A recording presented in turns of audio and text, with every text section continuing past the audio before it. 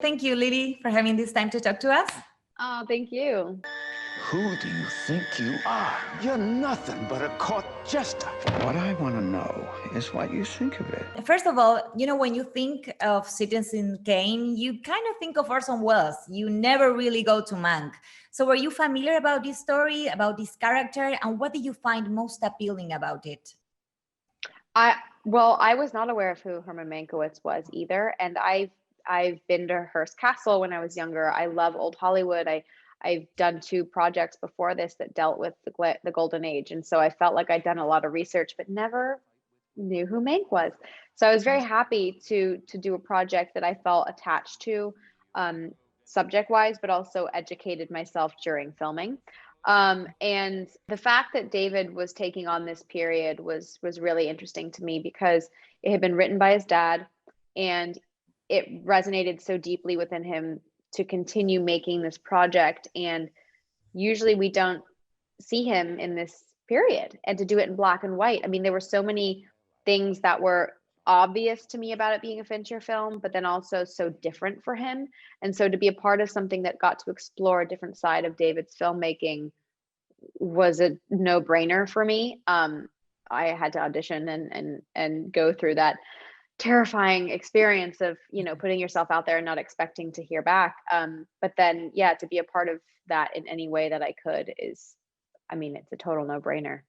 It's so well achieved. I mean, the Hollywood of the 30s. So what do you like most about the 30s, about this decade?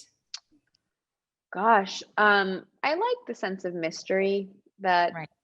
This period really alludes to in filmmaking. And the hair, makeup, and wardrobe were definitely a bonus and very different. I love a period drama, and I love costumes, and I love being able to collaborate with different heads of departments in creating a character like this. So to kind of find Rita through all of those different journeys with all those heads of department was really fun. Great. And well, you already mentioned some of it, but why do you think David Fincher was the right choice to direct a movie about this character? But in terms of, the Hollywood of the 30s and the aesthetics and all of that. Well, David's a master cinema experience creator. He sets the tone and the palette for which an audience can disappear into. And this Right. is such a rich time period and history and story. And the fact that it was in black and white, there's so many things that the attention to detail has to be so precise. And David is very detail oriented.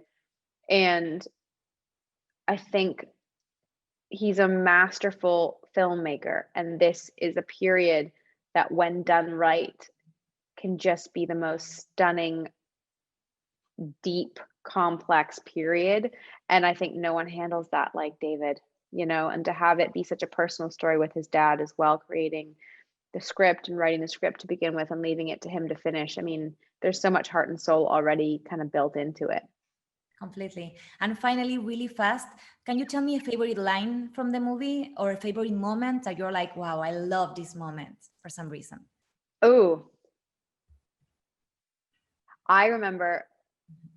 So there was a scene with Gary, because all my scenes happen with Gary, but there was a really fun moment with us, and it's during one of the fade outs where where Mank and Rita get to share in a bit of a smile together and a knowing look.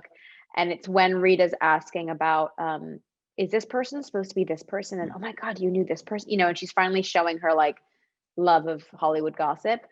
And she says at the end, once he said about the performing monkey line to do with Mayer and Charles Foster Kane and like the comparison, and she says, ooh, you don't much like Mayer.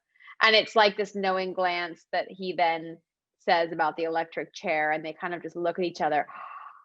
And I'm like so shocked by what he's saying, but I'm also so intrigued, and then it goes dark. And it was just this like lovely moment between the two of them where she gets to just like let her guard down and be an inquisitive, fascinated young woman, and then go back to being professional. I love the movie. Thank you so much, Thank Lily. you. So nice to meet you. Oh, So thank you, after Stacey. all of this is finished, I hope to see you in Argentina. I don't know if you have ever been. Too. I have been, but it's been years. So I really hope to go back. of a jumble, a collection of fragments that leap around in time like Mexican jumping beans. Welcome to my mind, old sock.